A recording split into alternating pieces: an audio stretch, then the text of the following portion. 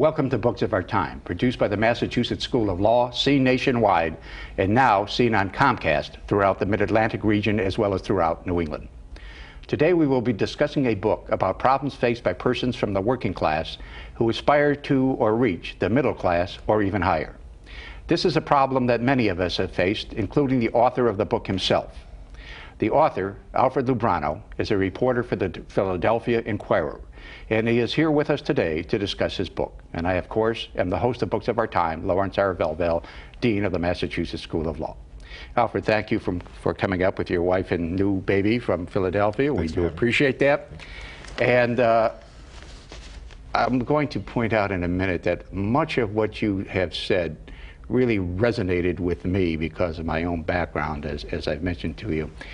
But prior to my making any such comments, really, explain why you wrote this book and give your explanations of what you call a straddler, what a straddler is, and talk about the double consciousness, a phrase that was first made famous by W.E.B. Du Bois with regard to African Americans in the early part of the last century.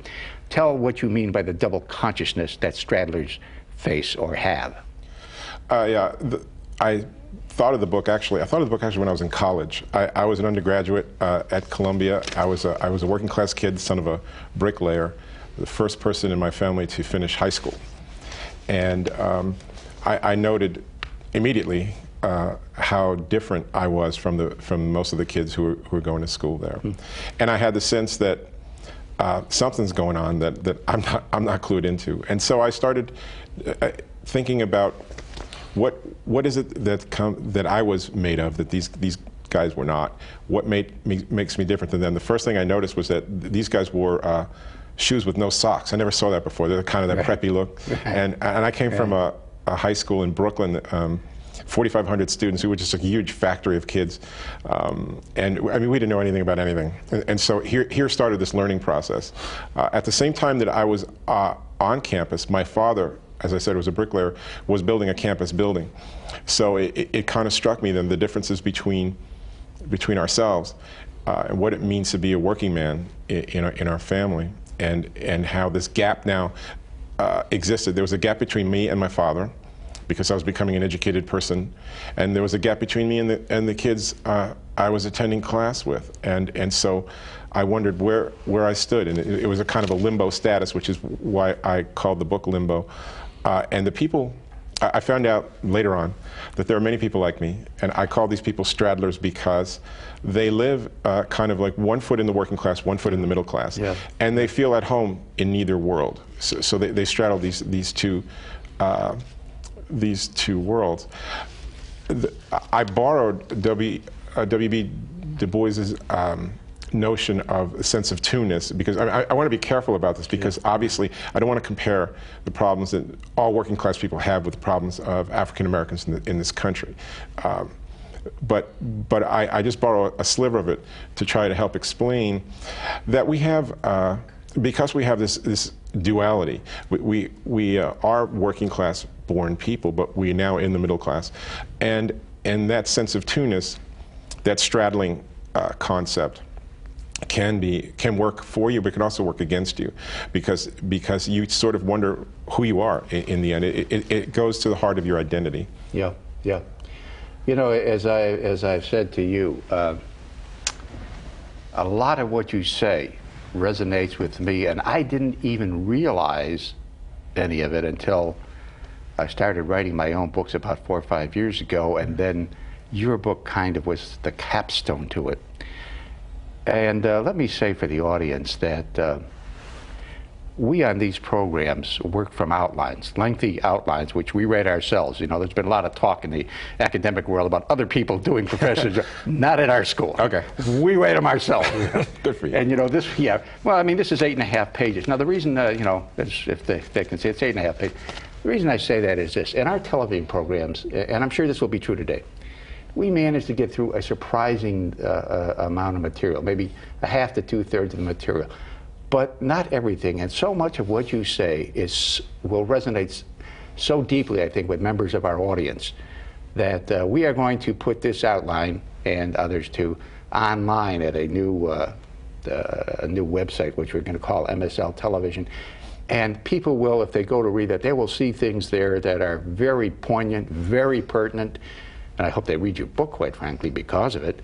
And we may not get to on the program. But having said that, let me now turn to some of the points that you make. One point you make is that class consciousness is class is called the C word on campus, like liberalism is the L word. People won't talk about it. There are very few majors in working class studies. Those that exist are at smaller schools like Youngstown State, in the heart of a working class region in Youngstown, Ohio, which was a major steel center in the old days. I wanted to talk a little bit about the fact that people want to shove this into the background all the time. The notion of class goes against our sense of ourselves as Americans. The great American myth is that we all pull ourselves up by our bootstraps in this country. But sociology, and this isn't just me talking, years of research shows that that's not necessarily true. There's an old saying among sociologists that if you want to do well in this life, pick your parents well. Yes. Yes. And you know, the whole idea about the Bushes being born on third base and that kind of stuff. I think they hit triples. Right. But mobility studies that have been done at Berkeley and other places show that 50% of us do rise above our parents' economic or social status. 40% actually fall below, and 10% remain the same. So when we talk about rags to riches in the United States, we're only talking about rags to riches happening about half the time. And that's kind of a touchy subject.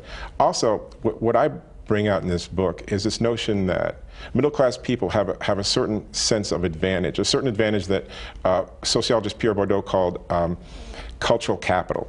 Right. And it's not just having material means, although that's part of it.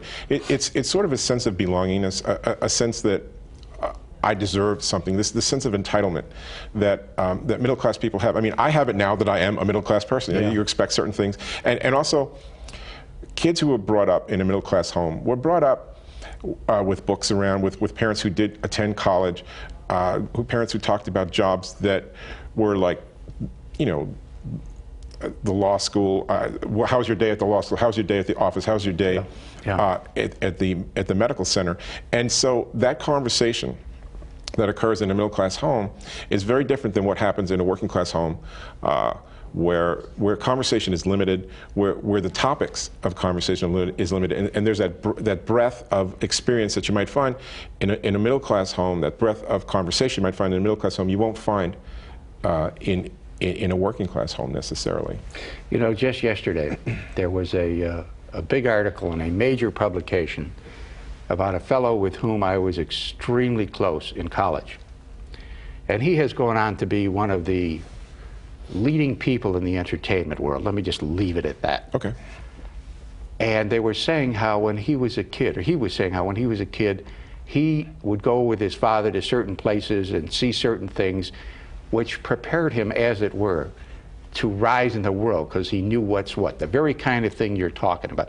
Frankly, when I knew him, I had no idea he was doing that, you know. I knew he's a bright guy and this and that, and as I say, we were close, but I didn't know that. That's an absolutely perfect example of what you're talking about.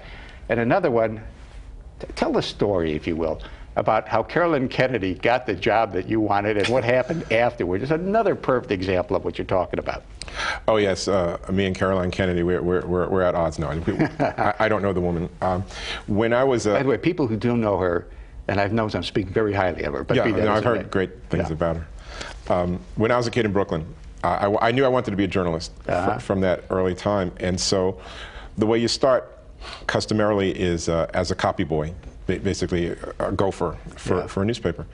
And I went up to the New York Daily News, which is sort of the repository of Brooklyn homeboys like me. I mean, this is where the working class guys should do their journalism. And I started talking to them. I was an 18-year-old jerk, basically. Started talking to them, and they said, "No, we don't have any jobs for you. There are no openings for this kind of work."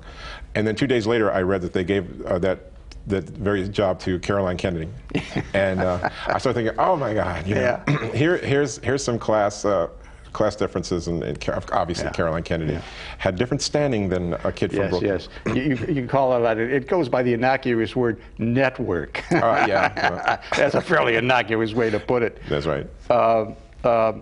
Do you think that this is still as big a problem, given the extent to which there has been tremendous movement into the middle class in the last, since World War II, really, but especially since perhaps the 1960s. I grew up in the 40s and 50s. Right. You grew up, I presume, in about the 70s, roughly speaking. Is it still as much of a problem today? We have a lot of immigrants and so on, but what's your opinion about this? Well, if you were to check, you mentioned Youngstown State University earlier. They have a fine Department of Working Class Studies. They'll tell you that it might even be harder today, because in my time there were a lot more scholarships, and there was a lot more going on in terms of helping pull you out of the working class. Similarly, in those times, there were more manufacturing jobs. Yeah. So now what people are finding is our colleges are crammed with people who might not necessarily have gone to college, but there are no manufacturing jobs or no other kind of jobs that working class kids could typically go to. And so they are all kind of competing now in these places. Again, it's a little bit tougher for them, and a lot of they will present themselves in these classrooms where a lot of middle class raised faculty might not know how to talk to them, what their needs are, why they might be different, and so class doesn't get addressed, and I think a lot of people get lost along the way. And you also mentioned immigrants. That's very true. I mean, a lot of people liken the experience of moving from the working class to the middle class as being an immigrant to the realm of thought, as one person put it. A kind of sense that you are traveling to a place that has new customs, new language, a new way of doing things. If you don't know how to negotiate that, you're going to bump into the furniture and kind of make a fool of yourself. You know, I wrote a book where I commented on that, Alfred, but my comments were, I hardly dipped my toe in the water. I didn't even know. Until I read your book, I didn't even know. You know, I said, well, Michigan didn't teach some of us the kinds of methods of acting and the appropriate language and so forth that one needs as one strives to rise in the world. And, you know, one had to learn that later. I had no idea that, you know, I had just dipped my toe into something which is a truly major problem. I thought it was just me or my friends or something like that. Not at all, according to what you've been saying and what you said in your book. Let's divide up your specific points. Okay. Pretty much, as you did, you didn't do it exclusively, but pretty much into stages of life. And let's start, as you did, with childhood and the teenage years, and what somebody learns in those years that represents, in your view, a working class attitude, and which often is not the kind of attitude or mode of acting that is required, I think I use the word advisedly, required in the middle class and in the upper class. So you mentioned it briefly before. Talk a little bit about the question of talk in working class homes as you see it, and the question of obedience and learning to talk to adults, and father being the patriarch and so on. Right. Well, in a lot of these working class homes, and again, I should preface this by saying that this does not hold true across the board. This is not science, this is social science, right. And in my case it's journalism reporting on social science. So maybe it's not exclusively true, not exclusive, but you think it's by and large true. Right. I mean, the book is based on my experiences as well as the experience of 100 people I interviewed. Yep. So, you know, you take that with a grain of salt. Yeah. In a working class home, typically, people find that their parent, when they think back of how they were raised, they'll say, well, my mother was Mrs. This is my house, and sort of the sense that any kind of deviation from the norm, any kind of deviation from what was set down by the fiat by the parents would just not be tolerated. Almost like military plebes, these kids are spoken to and dealt with, and there's not much chance for them to speak out about their own raising. Often in a middle class home, people will say, Janie, would you like to go to grandma's? Would you like to go to the park? You know, in the working class home, we're going to grandma's.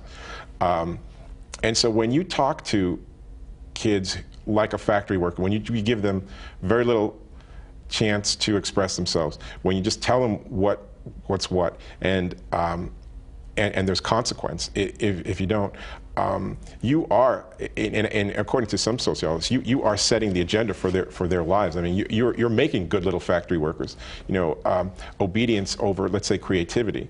There was a study done by Temple University professor Annette Leroux who followed middle-class kids and working-class kids to try to get a sense of what their backgrounds were like and how they were different.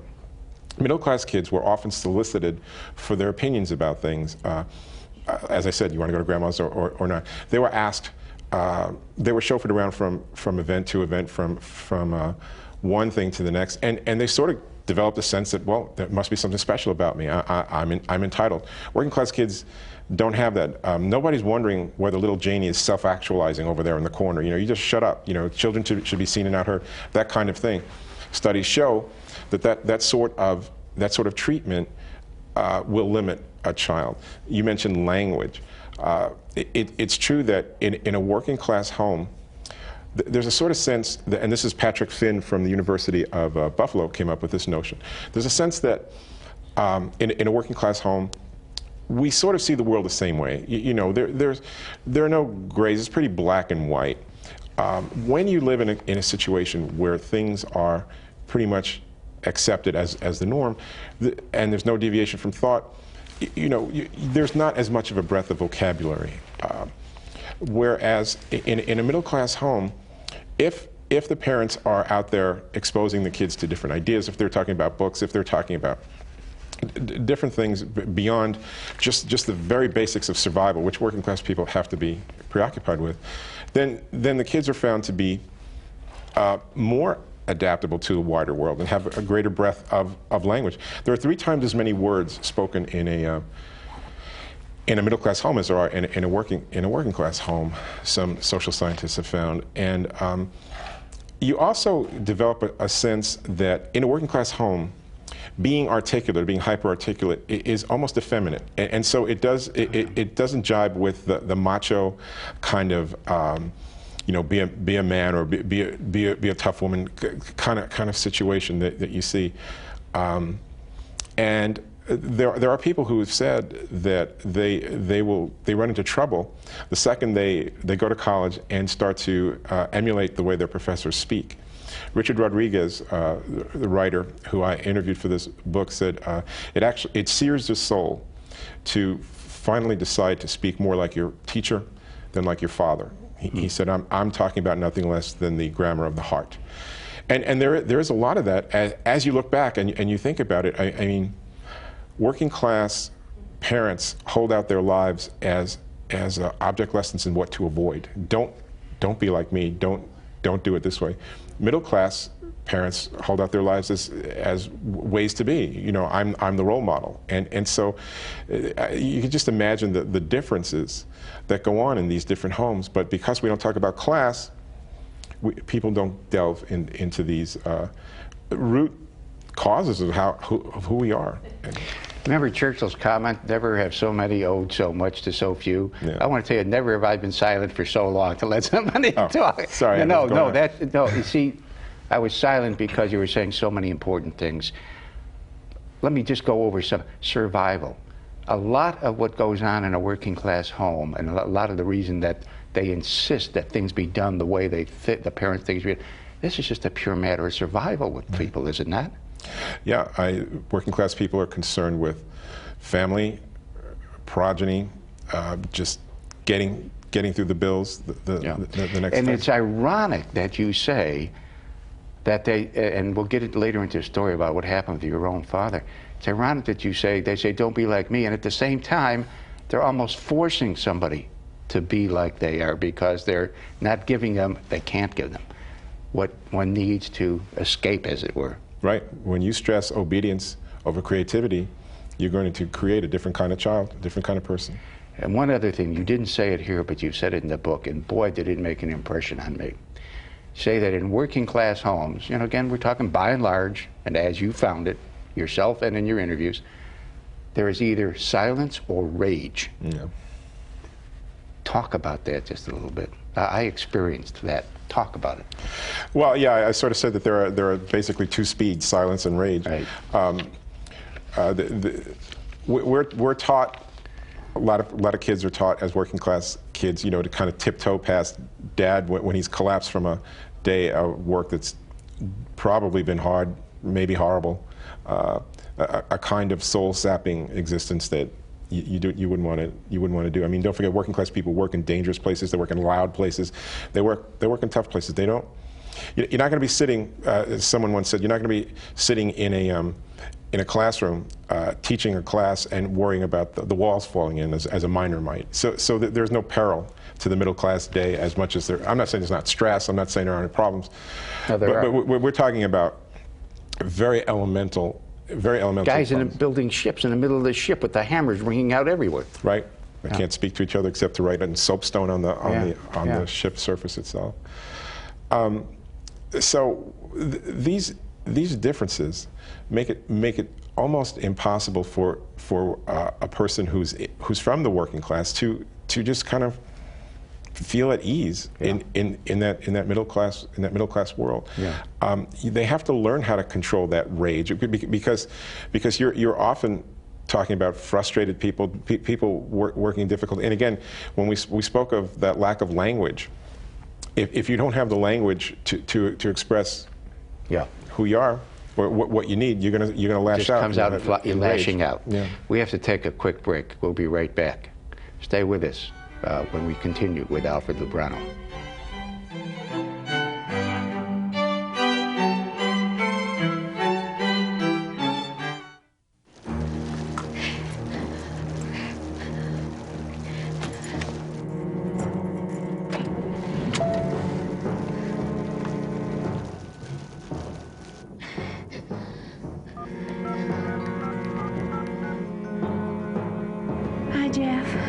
I'm still at the train station. I just almost got killed. Yeah, about 10 minutes ago. I'm still shaking. Well, I got off the 940 and Jill called. Yeah, it was raining, and so I put the newspaper over my head. I forgot my umbrella, and I didn't want to go walk over the overpass. And then I heard the whistle and the light. I was walking right into a train. This guy, he pulled me back. Look, listen, and live, or someone you love will get hurt. I just almost died. How far would you go to help someone? Would you go to the end of your driveway? Would you cross a street? Would you cross an ocean?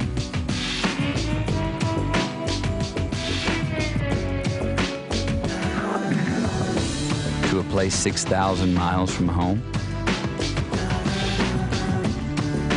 And how long would you go? Would you go for a week? A month? A year? Would you go for 2 years? Would you go if you could use your knowledge to teach someone, and in the process, maybe learn something yourself? Life is calling. How far will you go? Peace Corps.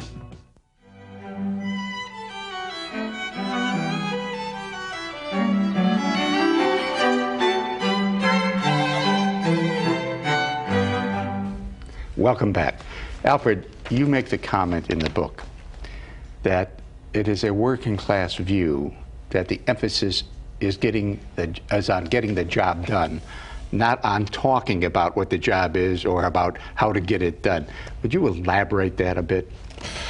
A lot of working class people reported to me that they grew up with an extraordinarily well-defined work ethic. And it's kind of like beaten into their heads by their families. You know, one is not worried about whether you're having fun doing the job. You just do the job. I learned that from my father. You learn it when you see a man half crippled from laying brick get himself out of bed at 5 in the morning when it's 30 degrees out and he's going to be on a scaffold, and you see that incredible incredible dedication to the sense of this has to be done, and whether you call it work ethic or a sense of loyalty to your family, whatever. And this is not to say that middle-class people don't work or don't work hard. I'm a middle-class person, I work hard. You're a middle-class person, you work hard. But we learn in these families, in these working-class families, that there's just absolutely no substitute for putting your head down and doing the odious task, whether you're ready for it or not. Yeah. And you make the point later on that this kind of work ethic is not where it's at in the middle class and upper class corporate world. Well, why don't you elaborate on that rather than me? What people have told me, and what I've observed myself. And so have I. Yeah, and I guess anybody who's lived. In the corporate world, there are certain aspects of the way things work that it would be best if you did not bring a working class sensibility to. For example, working class people generally say what's on their minds. I mean, when you have nothing, you know the old line, when you got nothing to lose. Working class people are used to basically just laying it out there and saying how it is. Well, that does not work in shirt and tie America. When you're in the office and you're telling the boss that, yeah, I think that's stupid, or you throw a little, we spoke earlier about rage. When your tongue is tied and you throw a little temper tantrum, that won't make it. There are people, psychologists I interviewed, who actually are psychologists of class, and they tease out these problems that people might have in the workplace. They'll say that, you know, look, it's not really a good idea to curse out your boss. Well, you know, I went to my father once for some work advice, and I told him my boss was being a pain one way or another, and my father said, well, you just got to grab him by the collar and put him up against the wall, and then he'll listen to you. And I said, and you're big enough to do it, 6'3", 225. Yeah. I said, Dad, you know, you can't do that in an office setting, you know. And it's surprising to hear from these psychologists who study this, how often things like that happen, if not anything as dramatic as that perhaps, but the wrong word at the wrong time. Similarly, blue-collar people find it off-putting to, once they're in the white-collar world, to network. There's a sense that, you know, you make friends because you're going to be buddies, because you got something in common. That's from the old neighborhood. The notion that you would make a friend, you would make friends with somebody simply because they could help you, it's just so foreign to a lot of people, and so they find it off-putting. They get a little squeamish about it, and illegitimate was the word you used. Right, it's an illegitimate relationship, and so they might miss out on moving up, on moving ahead. So if you got that loud mouth from the neighborhood, and you're not networking, and also you don't, you know, socialize after work with the boss. Very important. We were taught as kids that once Dad was home from the construction site, you know, you pull up the drawbridge, set the moat out. You know, that's it. You know, nothing else is going to happen, because the tribe is going to sit down to the table, and that's it. The idea that you would invite the boss over for dinner, supper, right? That's right. Big gobs of carbohydrates and brown meat. The idea that you would do that is just so foreign to the working class mentality. And I remember watching when I was a kid. I watched the TV show Bewitched, and the husband would bring home the boss, and you know, make a roast, seal a deal, and that kind of thing just doesn't happen, because you only have family at the table. Yeah. You don't bring. Similarly, you know, with weddings, and you know, inviting inviting people you did some work with a while. I mean, nobody does that, and so. When I said earlier about bumping into the furniture, you can find yourself fairly lost if you're a working class kid in that kind of environment. Yeah, yeah. You make a very strong point about family being a core value, something which continues on even when somebody has, quote, made it in the middle class or in the upper class.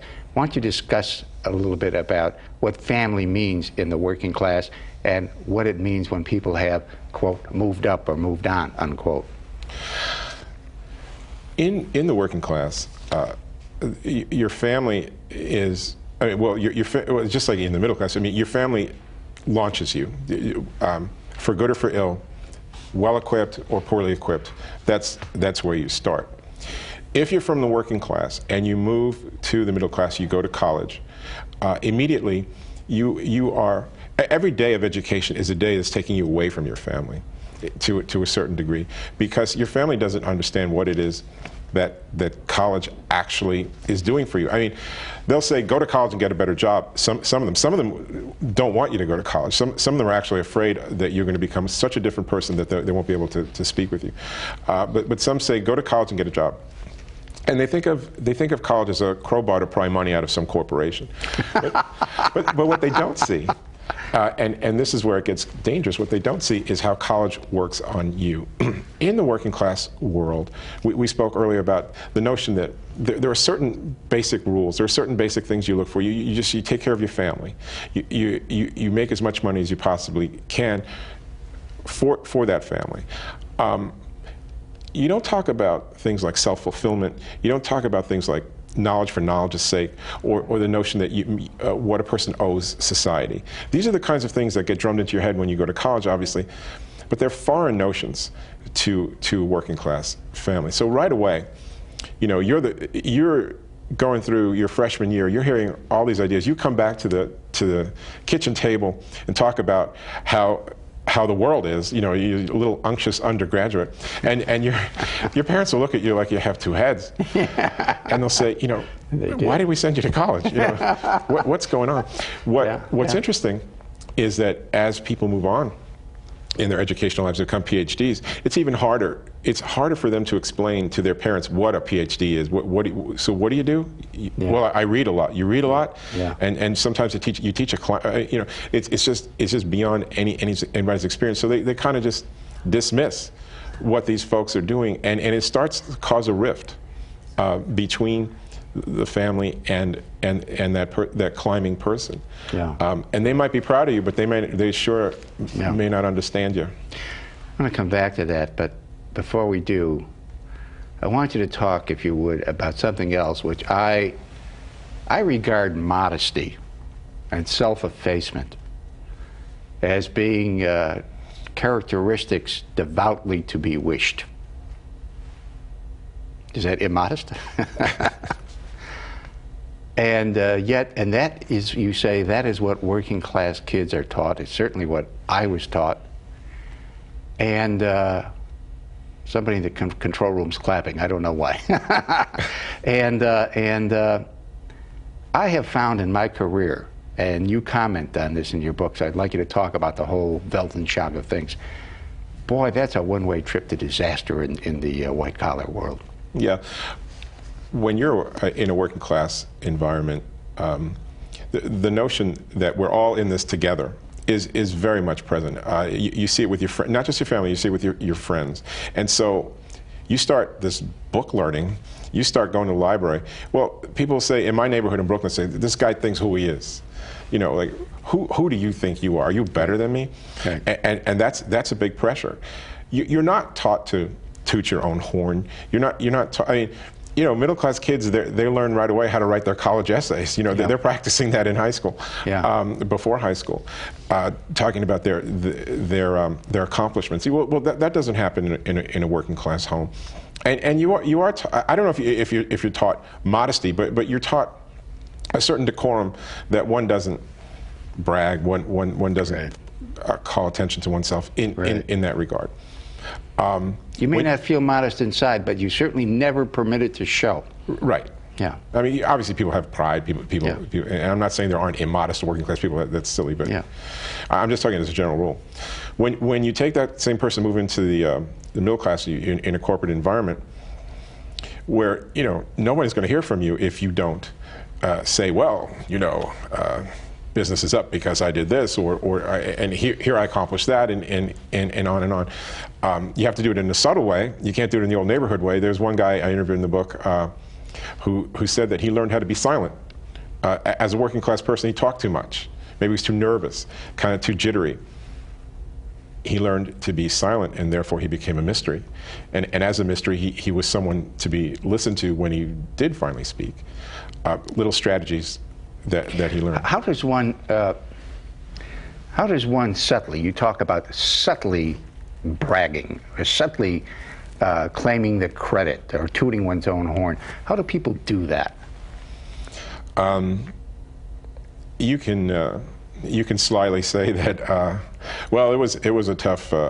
It was tough to put that tough quarter, together. But we more than made our numbers. Yeah, exactly. And I don't know. I guess it was those 7 nights I spent here till 10 o'clock working, and on and on. It's silly. You know, it's not only a working class problem, but from what I read, Alfred, it's a woman's problem too, because women are trained to be modest and self-effacing, and they pay for that heavily in the business world, because loudmouth guys are where it's at. It's sad to say, in the business world, or subtly loudmouth guys, call it what one will. So women, as well as working class people, seem to suffer from that particular thing. Now, one thing that women don't suffer from, and that you have alluded to here a little bit, but you talk about a lot in the book, is the emphasis on physical toughness, and the converse emphasis, even if you are physically tough, you will suffer if you're a bookish person. Right. As a working class person, there are certain attributes that are prized. If you're physically strong, you know, because I mean, let's face it. I was in a lot of fights growing up. A lot of the working class kids I talked to were in a lot of fights. You're not growing up in the nicest of areas. You're not dealing with people who can settle things amicably. So you do grow up tough, and so I mean, I always lifted weights. I always did these kinds of things that I thought were macho, because it's sort of part of that culture. You know, if I may interject something, you say in the book that you still walk into a room and silently to yourself you're wondering whether you can take somebody. That's part of what one grows up with. Yeah, no, absolutely. It's a sort of kind of a survival mechanism. Yeah. And yeah, to this day, I know in my office who I can pretty much deal with.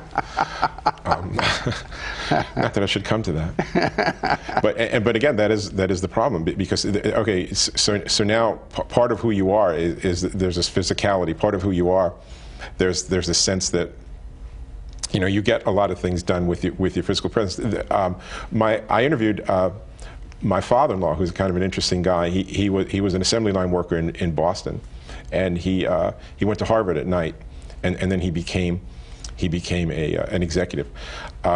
He was a very tough guy, tattoos and kind of gruff Boston accent, but an extraordinarily bright, artistic person. But he learned that he could use his physicality to advantage in a middle-class environment by just standing close, moving in close to somebody, and saying it in as polite a way as he could muster, but getting in your space. That's a little bit unnerving. I'm not saying I do that. No, but that's a class-based thing. It's also a race-based thing. Yeah. So I have a street brawler's temperament, but I have an Ivy League kind of governor to keep that in check, because it really doesn't do good to smash glass. Yeah, understood. You talk.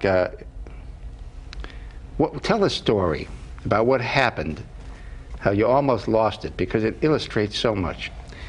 When an editor refused to keep a promise that your wife would get partial credit for something that happened, that implicates so much about the way the middle class and upper class world differs from the working class world in terms of keeping one's promises, in terms of how you react to a failure to keep promise, and so on.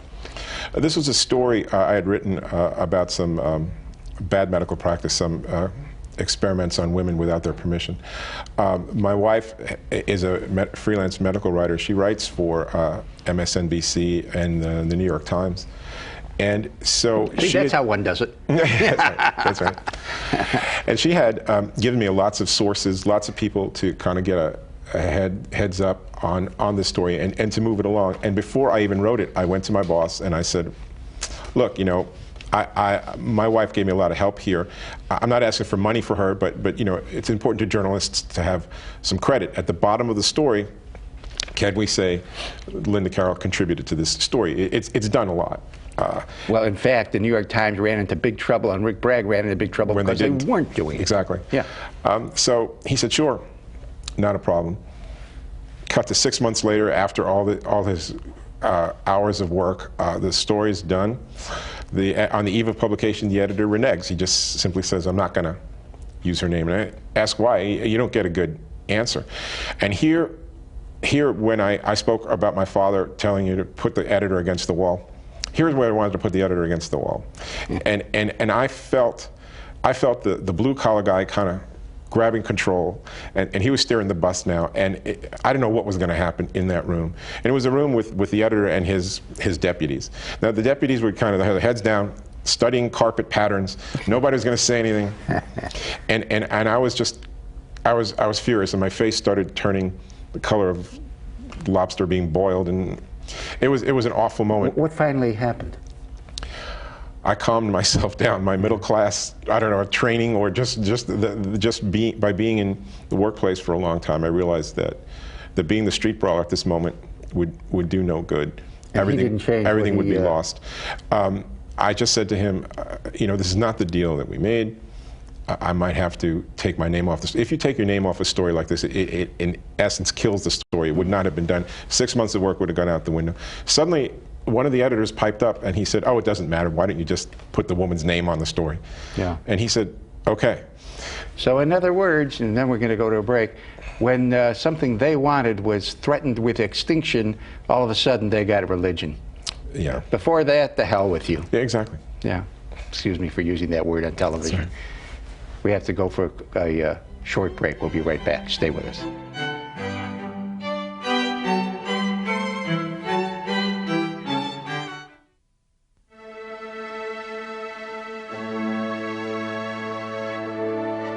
Integrity first. Service before self. Excellence in all we do. These are not just words. These are our core values.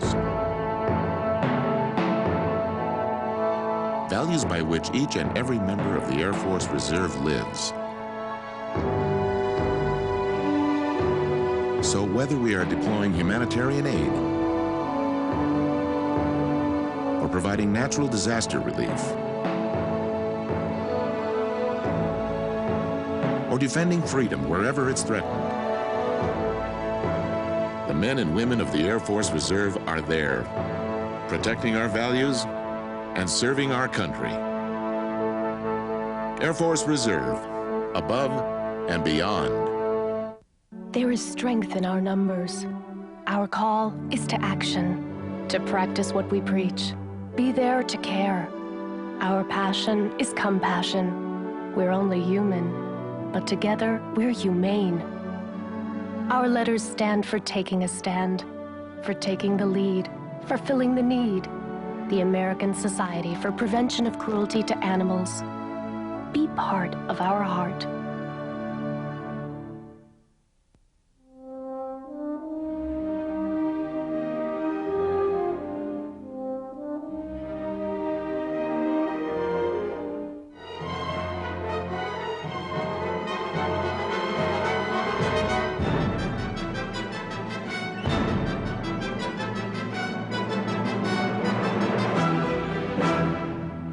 Exercise your emotions. Attend a live orchestra concert. Go to findaconcert.com.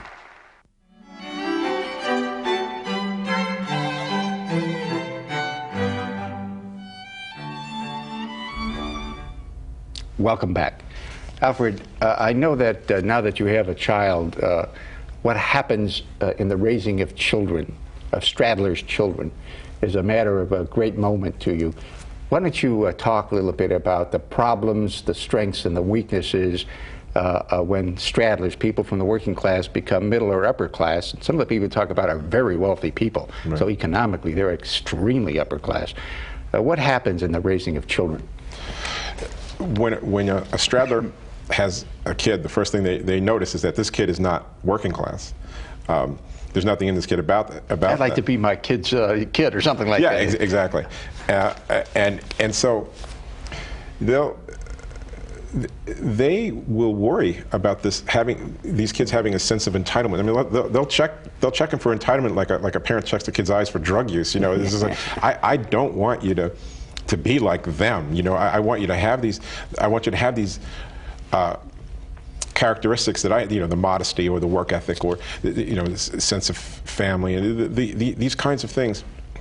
But how can you keep a child from having this sense of entitlement, this cultural capital, when you are lavishing them with books and games and just you are now the person chauffeuring them around from activity to activity, and you've become a fully integrated member of the middle class, and that child will be too. Well, some people said to me they wonder what gets lost when that kid grows up. You know, what do they have? What won't they have? And they have a hard time expressing that because they say, well, I had this life of relative deprivation. You know, we worried about having the electricity turned on, or we worried about there being turn off the lights. Oh, that was always a big thing. Yeah, yeah. One person I talked to said, you know, they remembered as children having to be silent in the house while the bill collectors came. So, I mean, that's certainly nothing you want your kid to have to go through.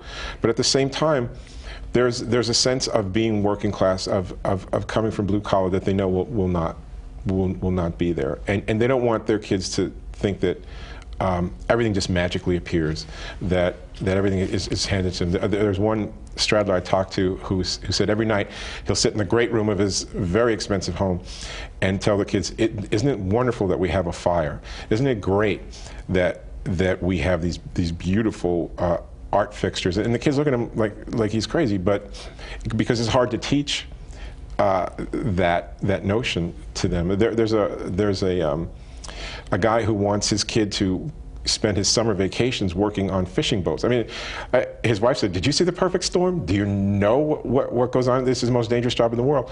But he wants them to have some idea of what hard manual labor is like, yeah. Of what it means to work for something and not just have it given to you.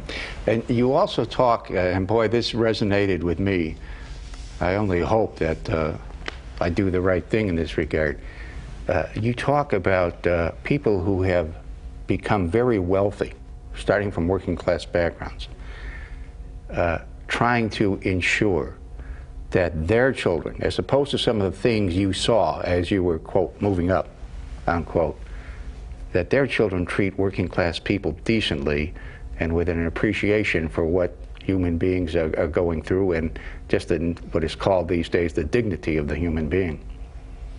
There's a Boston investment banker I spoke with who started crying when he was talking to me about hoping that the people he worked with, and by the people he worked with, I mean by the janitors, but the support staff in his building, hoped that they didn't think that he was some kind of Harvard snob, he said, who didn't care about people. Similarly, when these people look at their children, they know they have this incredible safety net. There are some guys I spoke with in this book who, I mean, they're rich enough to have their own jets, rich enough to live anywhere they want, but they don't. They live modestly because they don't want their kids to just be totally exposed to that kind of world of riches. I mean, the money is there, and they fail when they try to say that there is no money, because the kids know that the net is beneath them.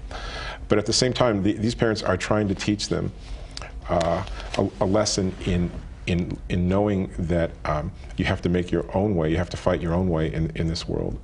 But it's a hard lesson to teach when you have a lot of money. Tell about the people whom you have. I think you had some in your own life. You met some, and you were told by others about people who they'll just throw stuff on the floor and say, "Oh well, somebody will pick it up." Yeah, there's a story in the book about this young woman who fell in love with this guy. She called them the trustafarians. You know, these trust fund kids who think that they're bohemians. You know, and they go to college and they. I mean, once they leave college, they'll snap right back into that kind of. The way Daddy and Mommy want them to be, but for the time being, they're out there. And this one woman's talked about just being so in love with this guy, and they would follow the Grateful Dead around the country, just this crazy kind of hippie life. They were both drinking beers one night, and it was time to go, and and the girl said, well, let me just put the beer can down somewhere. And the boyfriend, the trustafarian, just knocked the beer can out of her hand and said, they have people here to clean that stuff up. Let's just get out of here. And she knew at that second that she wasn't in love with him anymore. She knew at that second that the differences between them were so great that there could be no future. It was her people that do the cleaning up. Exactly. Exactly. Some of that stuff, you know, I have close friends.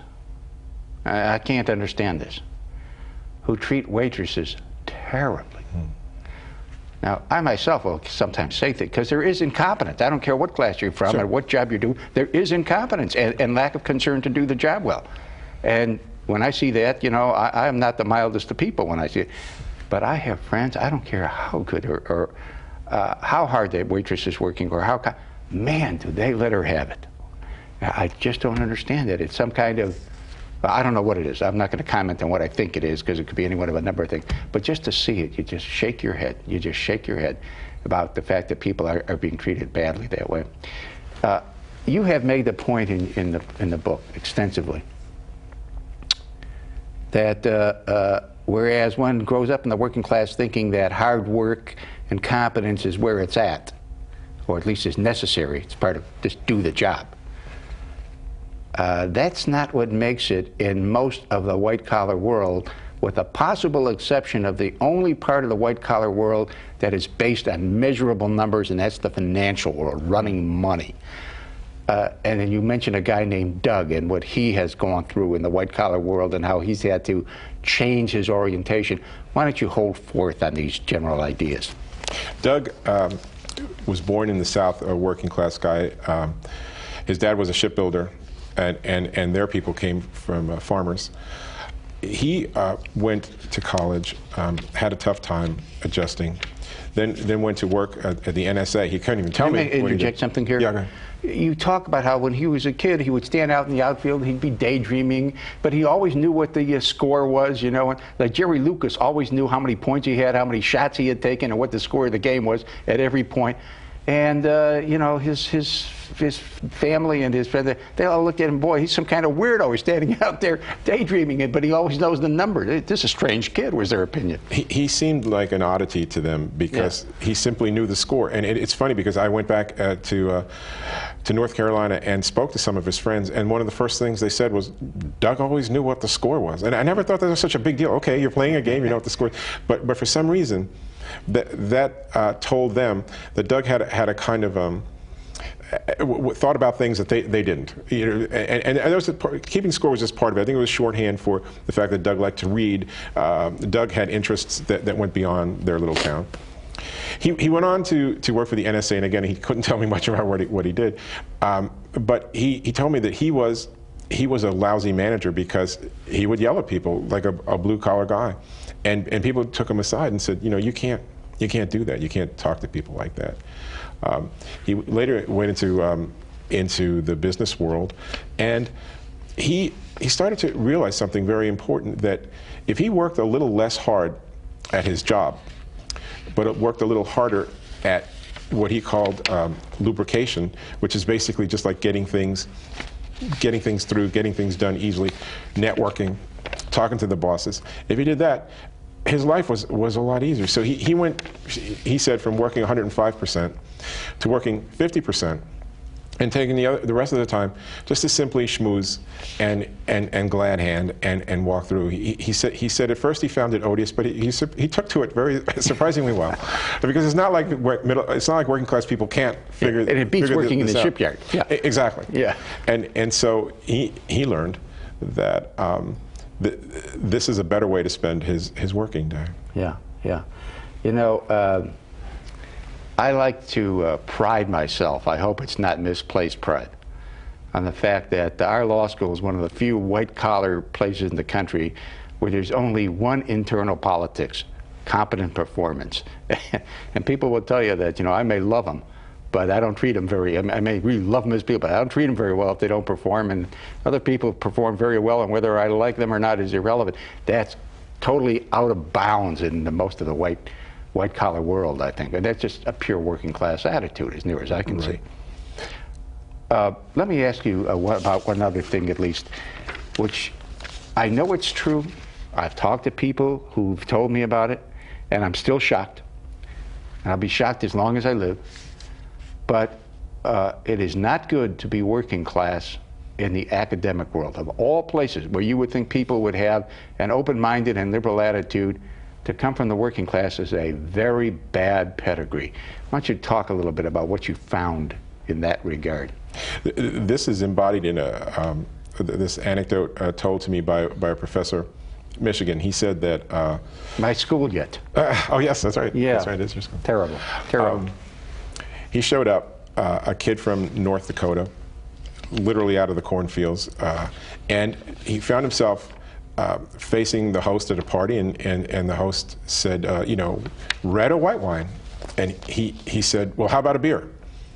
And he said the person gave him a look that made him realize that I will never get tenure, that this just ain't going to happen for me, simply because I said that. And then there was, with a smirk, the host said, well, I guess we can find you a beer. You want a glass? I said, no, because at this point he figured it's lost.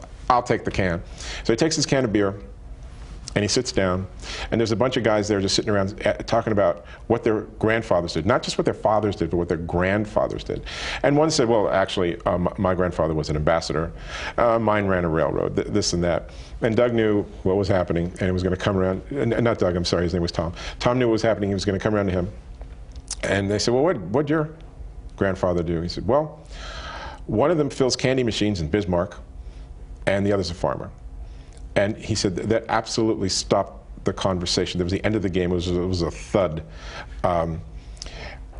You would think that in these bastions of learning, you would think that in these places where people talk about ideas and books and the notion that we're all equal, that this kind of thing wouldn't occur. But you mentioned the word pedigree. People will always say, well, there are people like us, and then there are the others, and they'll look at a working class person and say, well, you came from less than desirable circumstances, or there's something about you that's a little bit off. I mean, there's something about us that's all a little bit off, like engines with bad timing. Yeah. You know. Yep. And it doesn't necessarily fit well. Yeah. Well, we have to wrap up. Let me say, Alfred, that our faculty, strangely enough, maybe not so strange, is predominantly a working class faculty. But I wish we could go on for another half hour. I do urge people to read the book. I do urge people to read the book. There's an awful lot in it, even though it may be just by and large in a generality. It's very worthwhile reading, and I learned a lot from it. So thank you for coming up here. Thank you for having me. Yeah. To the audience, thank you for being with us. Be with us again next time.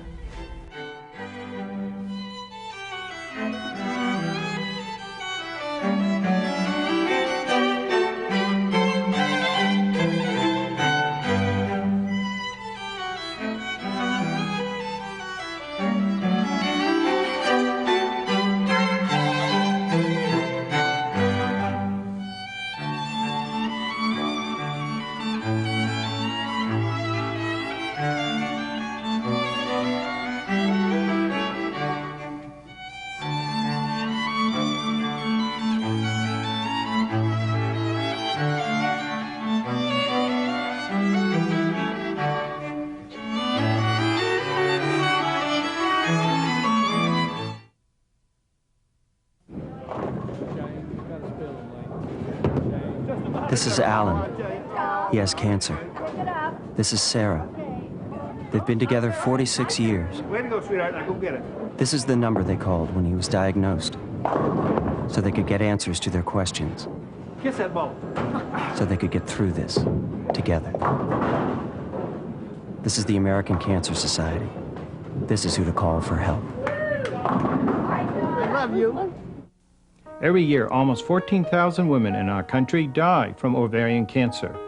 It can strike a woman of any age. My wife was only 36. Unfortunately, symptoms are often subtle and hard to identify. But if detected early, ovarian cancer is usually treatable. Talk to your wife about ovarian cancer, because if you think it's just a women's issue, you're wrong. As husbands, we have all felt its pain.